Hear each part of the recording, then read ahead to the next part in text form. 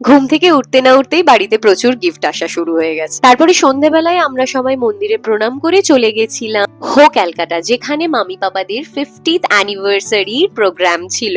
আর তাই জন্য সকাল সকাল এত গিফট আসছিল মামি পাপার জন্য।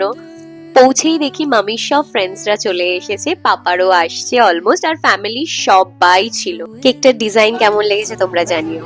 এটা দাদুভাই, এটা ঠাম্মি, এটা দাদুভাই ঠাম্মি।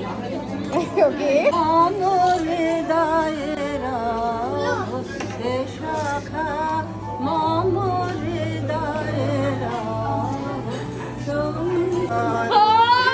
পাপা একটা মামির জন্য গান করলো আর মামি একটা পাপার জন্য গান করলো, এত ভালো লাগছিল, এইটা জাস্ট বলে বোঝানো যাবে না। আর এভরিওয়ান এত হ্যাপি ছিল, প্রত্যেকের ফেস দেখে লিটারালি বোঝা যাচ্ছে না।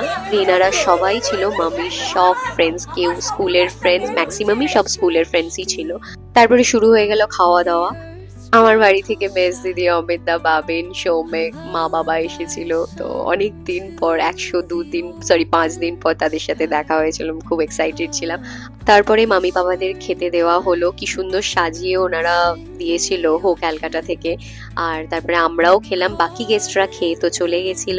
তারপরে দাদা ভাই বললো যে চলো সবাই মিলে একটা ফটো সেশন করা হোক। এই ফ্রেমটা যেটা দেখলে এটা পুরো দাদা ভাইয়েরই মানে ক্রেডিট আর তোলা। তারপরে তো আমরা সবাই সবার সাথে ছবি তুললাম, কারণ এসে থেকে একটুও ছবি তুলতে পারিনি। তারপর ছবি টবি তোলার পর দিন তো বাড়ি যাওয়ার পালা। আমি আমার বাড়ির লোকদের এগিয়ে দিয়ে আসছিলাম, একটু মন খারাপ হচ্ছিল কারণ তো দেখা হলো, এরপরেই চলে যাবে, তো যাই হোক যেতে তো হবে।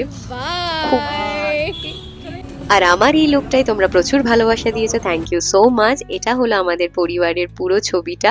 এভাবেই ভালোবেসে, এভাবেই সাপোর্ট করো আর আনন্দে